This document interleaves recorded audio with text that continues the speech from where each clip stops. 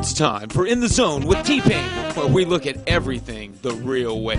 Real talk, real problems, real solutions. And now, here's your host, T-Pain.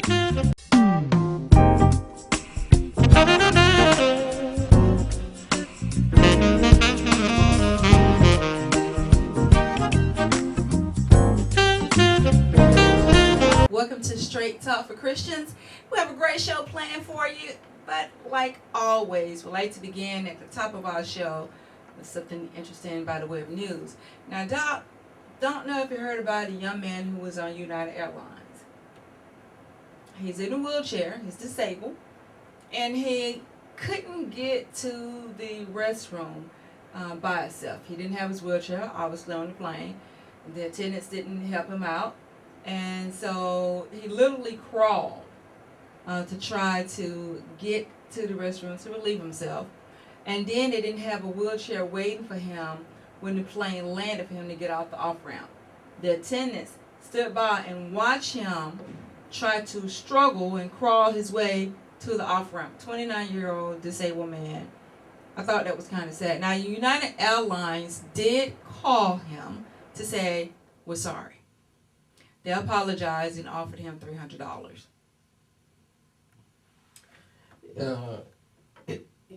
How do you apologize for something so embarrassing and something that seems so cruel? Because that was very cruel. You got what happened to being a good steward, a good Samaritan? But they saw him.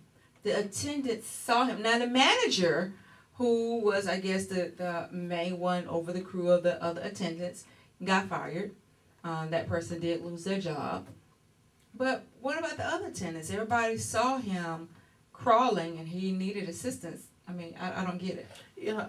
I don't get that either. And then, it's not so much just about what United Airlines didn't do, but what about the people that were getting off, that were standing that by? was on the plane. They were on the plane. That were on the plane. So that means that the people who were on the plane saw him. Yes. And no one wanted to assist him, and he's disabled. Yes. Isn't that awful? That is awful. The sad thing about it is, and you have a good point, is that seems as if we are kind of like deteriorating a little bit in our humanity when it comes to serving others and helping others. Unless you're doing something for me, I'm not going to do anything for you. And I hate to see that. But what's the most craziest thing about that? That has trickled over into friendships, and that has ruined a lot of friendships. I'll be your friend on the account of what you can do for me, and I'll help you only if I know you. It's that kind of mentality that we've taken on. I don't understand how we arrived to that place. Yeah, well, you know what? That's a good question. Hopefully, we're going to answer it when we come back. We're going to take a break. And we'll be back in a moment. You're watching Straight Talk for Christians, and we have a great show planned for you. We'll be back in just a moment.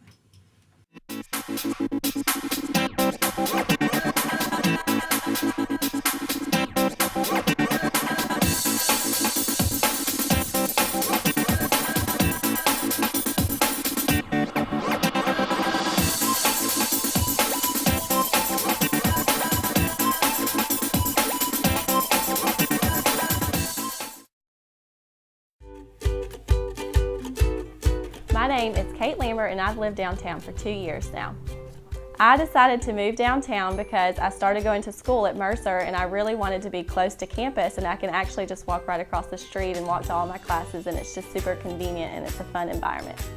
My favorite part about living downtown is that I can go right across the street and be near my sorority sisters at the sorority house, and we can also hop on the trolley and go downtown and go down to Barefoot or the Rookery and watch ball games and fun things like that.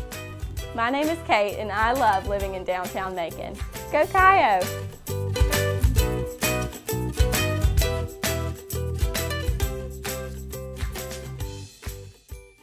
Welcome back to the show.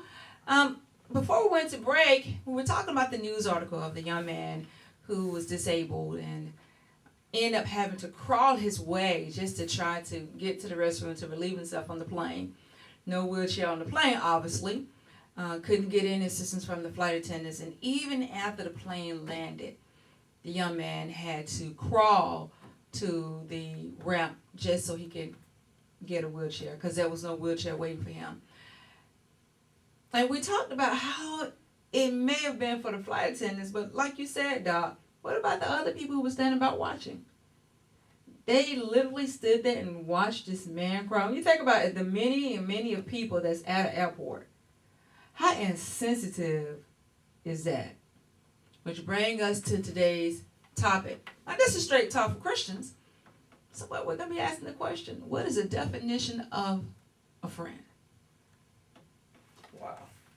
What is the definition of a friend? My personal definition of a friend would be someone that stick closer to you than a brother or a sister, or however you want to paraphrase that. In my opinion, a friend is someone that you can count on, and they can count on you, not so much of what you can do for them and what they can do for you, but just being there makes a true friendship. Yeah, you know, one who is there with you in your times of trouble, not just in the times where you seem like you're standing up tall. And even after you arrive at a place of success, they don't see you as a threat or an enemy. Because a lot of times, you know, when we link up and we have people that we call friends, they're friends with you as long as they feel like you're at a certain place. But once you get to a place where they feel as if now you have outshined me or you are outshining me, you're no longer my friend. Now we're talking about, you know, this from a Christian perspective. The ideal friends that I saw is David and Jonathan. The good thing about Jonathan is that he loved David even though he was next in line to be king. Yes, yes. Yeah. You know, but he didn't think it robbery of himself to leave from the palace to go out into the woods to talk to his friend who was hiding from his daddy. You know, Yeah. And so and he went out there and left a place of comfort to go out into a place, you know, and have this conversation with David, and then exalted him and said, you know, all I want to do is that when you become king is just be somewhere sitting next to you. I don't even have to have it, just to be close to you. And that says a lot, because this is someone, his father is the king, and naturally he would have been next in line for the king. And he heard that David was going to be, you know, had been anointed king. But he still was exalting him and was still going out in his way to try to help him. And that, as a friend, could you still be my friend even though you know that I'm destined for greatness? You know, T-Pain, we live in a society where society teaches us to be competitive with the next person. It teaches us to be better than the one before us or the one that's trying to come up behind us. And so we're always finding ourselves competing even with our families, you know, competing even on our jobs for the next best position. And I think sometimes even in relationships with friends, we don't realize that some of those behaviors that society and the world have infiltrated into our lives, it affects our relationship with people. So sometimes we can't celebrate one another or be happy for one another because we're too busy trying to get to a place that was never promised to us. That's good. That is really good. And never promised to you, and then you may not have, or what's the best word? You haven't been designed for that thing that you think, right, you know, belongs to you. Right. Because, you know, some of us who have these difficult challenges in life is because of the destiny that God had already, you know, promised us. So he knows that we're going to be able to go through it. And we're uniquely designed that way. God has already equipped us with everything that we need to be able to accomplish what we have to accomplish for our own individual destiny. But sometimes people will look at you and be like, I can do that and I can do it better.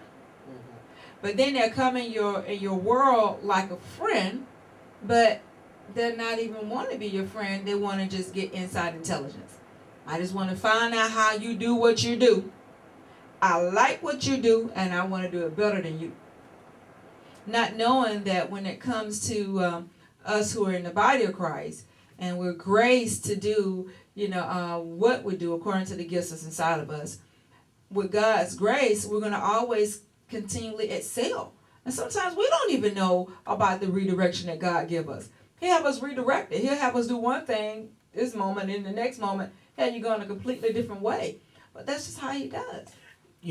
I like to look at relationships. I like to look at friendships, and I like to look at the whole piece of the puzzle as one big thing that God wants us to see a lot of times. And I think what we have to remember is that we're all uniquely designed differently.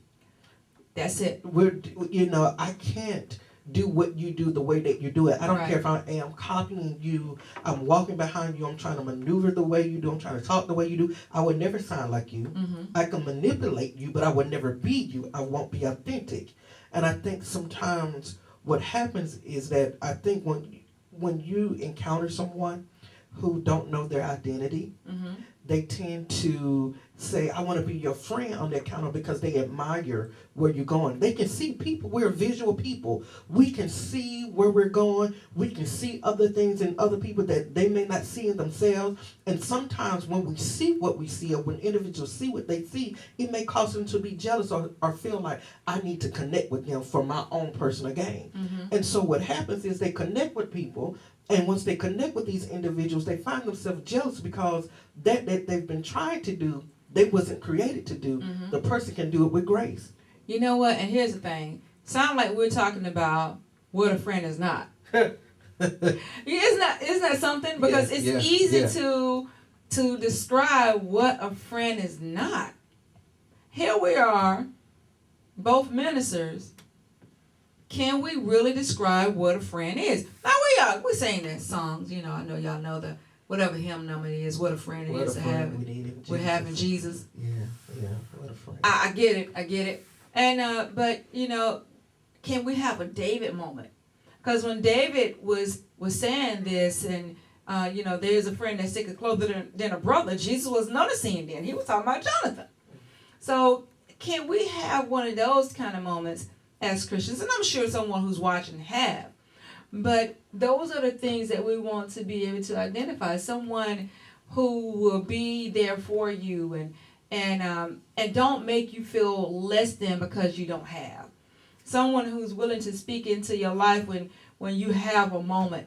And someone who's not going to undress your business in front of everybody and try to embarrass you in front of the community because you did something wrong. That they're still uplifting you and pushing you up. Now, to me, that's a friend.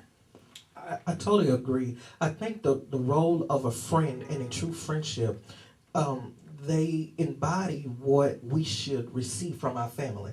We should receive support. We should receive encouragement, motivation. We should receive push. We should even receive some type of discipline from that friend, because that friend does not just hold that title as a friend, mm-hmm. but they become family because you begin to love one another as if you were blood. Mm-hmm. And they love you enough to tell you the truth. Exactly. And here's the thing. The test of true friendship would say, we're going to get mad at each other. We're going to fall out. We're not going to talk every day. But then when we come back, we're going to be talking as if nothing ever happened. You know what? And there you go. I've had people who I thought was friends, and once I told my truth, they disappeared. Never saw them again.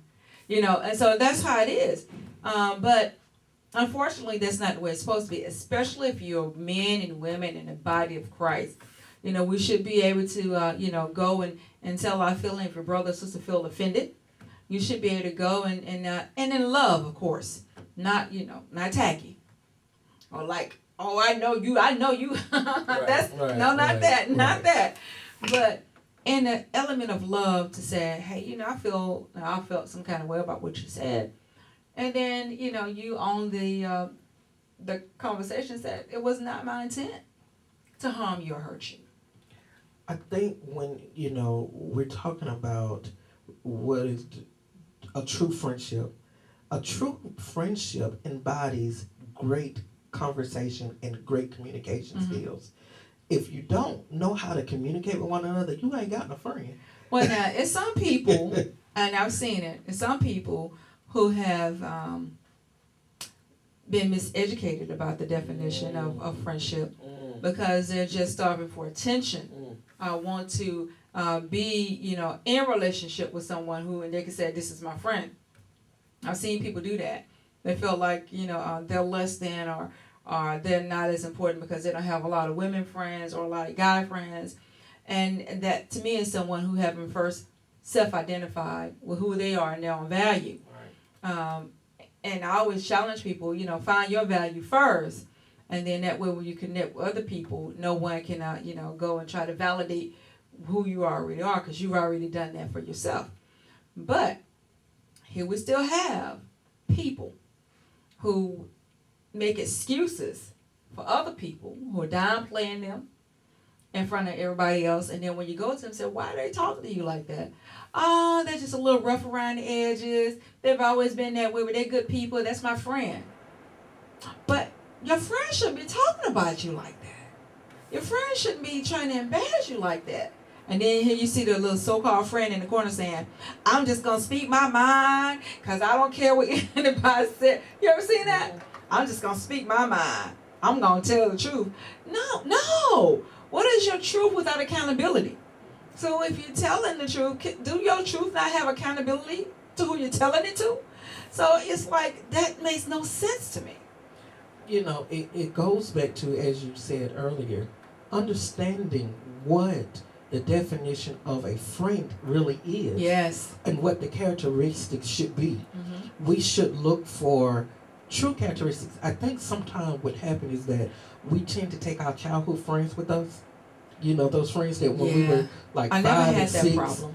And we tend to, they've been in our life for so long that we've become accustomed to their negative ways. Mm-hmm. And so we still say that they've been there, my whole entire life. They've been there for this, they've been there for that. But there should come a time when you are a friend. Friends should cause one another to grow. Mm-hmm. Whether it's spiritually, whether it's mentally, physically, socially, you should have some type of encouragement, some type of influence on one another to become better. Well, you want your friend to be better. Of course you do. I mean, if anybody's in my life who I call a friend, I'm always encouraging. Now, my friends are hard-headed. They don't always listen to my words of encouragement. Not calling no names. But, but you want to encourage your friends because, you see their potential and you want them to excel. But, it's still an individual choice. But a real friend will encourage you and try to support you to the best of their ability. What do you say, though, to those people who feel like that they have to have identity by the way of friendship? Well, you say to those individuals, you have to find out what truly makes you happy. Find out who you are as an individual along from everybody else. You may be a mother, you may be a father, you may be a cousin, or aunt, or brother, or sister. You already have all these titles. But aside from all of that, who are you as an individual? Mm-hmm. And I think once we come into the discovery of who we are as individuals, it does not matter if someone comes along or not and say, you're this and you're that, and, I can esteem you, because it really wouldn't cause me to grow in it because I'm already doing it myself. I'm content in knowing who I am. Mm-hmm. And so if I'm constantly feeding myself, when, T-Pain may come along and say, you're just awesome, you just this, you just that, I'll receive your comments with humility, but at the same time, these are things that I'm already speaking into myself. Mm-hmm. So I don't need man-made affirmations. Mm-hmm. Well, so some people do. And what I would say to a person who feel like maybe something might be wrong with me because I don't have a whole lot of friends. Mm-hmm. Well, I tell my son, and nothing in crowds but trouble. Outside you going to church on Sunday and church is full. Yeah. I mean, if good tithes and offering, okay, I'm just joking. But outside of that, you got a bunch of people that form cliques. And it's always good to have your own identity so that you can be focused and you don't have a whole lot of people in your ear. you can make good, sound decisions. Now, you're not going to always be in a place where you don't have someone that you can confer with. That's not always the case. I agree. But it's seasonal. And you have to be okay with that because, and this is straight talk for Christians. We as Christians, there will come times when God is going to be directing you in the place that some people are not going to be able to go. And there come a time where God will direct you in a place where you have to have heavy support because of what he's going to have you doing. And if you truly believe in what we talk about as Christians, then you believe that you have to relinquish who you are into God's hand ultimately. You know, I was sitting here listening to you talk, and I was thinking about there have been people who've come in and out of my life, you know, many of which I have, you know, considered to be friends. And there are some that I still to this day consider to be friends, but we don't even talk anymore. You know, we've gone in separate directions where we move different places in the world. And so even if we picked up the phone 10 and 15 years later, we're still picking up as if time never stopped. Because they made impact. Impact was made there, and we understand that. But we should be in a place, as you said, where if any person walks away, whether good, bad, or indifferent, or if it's just a design that God has created for your life, we should be okay with walking away with no hard feelings. No, none. Because, I mean, you know, life brings about changes, and it brings about progression. It should. It should. You know, I read somewhere where Muhammad Ali said that if 50 years from now you find yourself in the same spot you were 20 years ago, you wasted 30 years of your life. Like T-Pain just said, and as you connect with those people, you never know why God allowed you to connect with that person. It may be something in you that you need to convey over into them. Right. And then a relationship builds into a friendship. And then once that assignment is over, hey, like she said, you go to hit each other up on Facebook. Hey, how you doing? Every 3 months, once every year. But your purpose has been fulfilled. It has been fulfilled. And then you would know, I think we would know, okay, God, you're really just putting me here to do what I need to do as an assignment. Not so much of making friendships with people, but to complete an assignment. So I have to understand what my assignment and call is to the friends that I already have and those that are to come. I mean, think about David and Jonathan. And as much as, Jonathan loved David, he was like caught in a pickle there. He had his father who wanted to kill David, and he had David, who's someone he considered, a very dear friend. And then we have Jonathan and his father pass. So now you have David, someone who didn't want to be killed by Jonathan's father, but someone who didn't want his friend to die either. And now then time has passed on.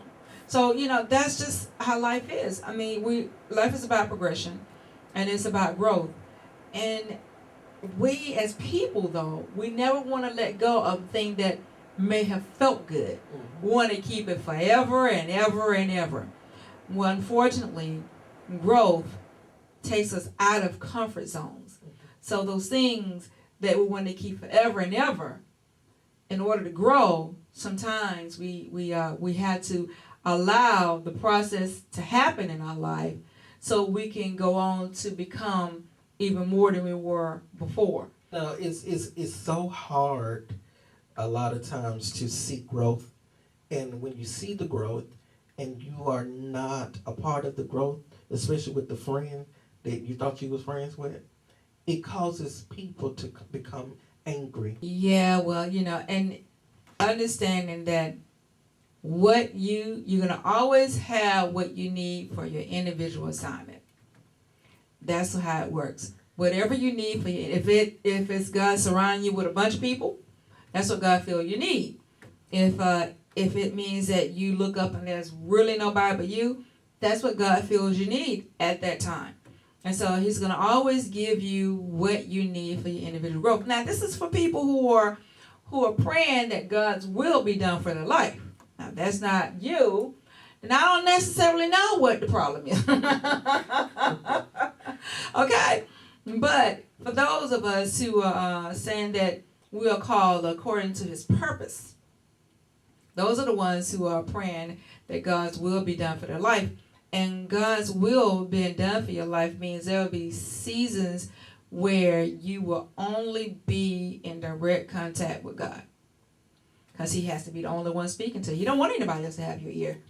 And there'll be seasons where he'll have people in your life because you're gonna need them. So he always have a unique way of putting people in your path right before the next assignment. And they end up having what you need for that next assignment. And that's been my experience in a way. I totally agree. If you want to know how to become a better friend or to build a strong relationship, it's simple. Mm-hmm. Very simple. Start working on your relationship with God. Exactly. The more you because here it is. It's spending time with him. Mm-hmm. Spending time in the Word. Spending time in meditation and prayer. And so all of those things, and you become a stronger believer. You become more believing. Your faith even grows as a result of you spending time. And then your relationship, you have a true relationship, with the God. Father, with God. And then so, the spirit of discernment exactly. comes. And then you know. If the people are real. You'll be able to spot them. You'll be able to spot them a mile away. I can't even see Krispy Kreme, but you'll be able to see them as far as Krispy Kreme from our studio. I'm telling you. That spirit of discernment will come upon you. And that way you know when people are coming into your life uniquely. Or if they're coming into your life because they want things. And I'm telling you, sometimes now you might falter a little here and there. Mm-hmm. But just like you said, Doc, being in a relationship with God, making sure that relationship is solid, it's going to give you everything else that you need in order to be in a right relationship with somebody else as far as friends. Now, not clear, because we're at the end of our show. You know, we only got 5 good minutes. Not clear if we actually summed up the definition of what a friend is. I didn't think that was going to be that difficult to just say what a friend is. What is a friend? Only thing that comes to mind for me, like I said at the beginning, is Jonathan and David. You know, that's it. Those were friends. I mean, that's a friend who can be there with you when things are going and wrong and all hell is breaking loose in your life, and not judging you and not criticizing you and willing to cover you, because he's willing to hide David from his father. Say, look, I'm going to shoot this bow and arrow here, and you know what's going on. You get what I'm saying? Yeah. So he was willing to do all these things and make sure that David was safe because he didn't want any harm to come to him. What awesome, friendship is that. Wouldn't it be great if we can have a friend that would be happy for our success and not look at us and be mad because we're succeeding? I agree. Yeah, and so that's the kind of people I want in my life to be friends. But anyway, that's been with Straight Talk for Christians. Yes. Right? That's too straight. Hey, straight enough. This has been Straight Talk for Christians. I'm Mr. T-Pain. This is my boy, Doc Bishop. We do not end a broadcast without saying, believe, act, and follow your destiny. Until next time, church family, be blessed.